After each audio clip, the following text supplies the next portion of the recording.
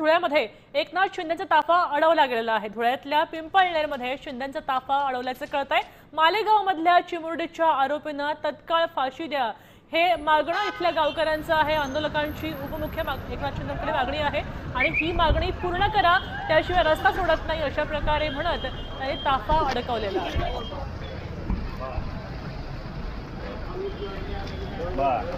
बरोबर आहे, बरोबर आहे।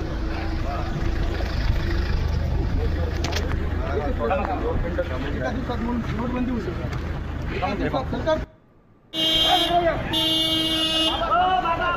सरकार करू शकतं। मग एका दिवसात तुम्ही त्या आरोपीला फाशी का नाही देऊ शकत? एका दिवसात सरकार करू शकतं। मग एका दिवसात तुम्ही त्या आरोपीला फाशी का नाही देऊ शकत?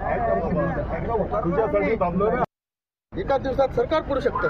मग एका दिवसात तुम्ही त्या आरोपीला फाशी का नाही देऊ शकत?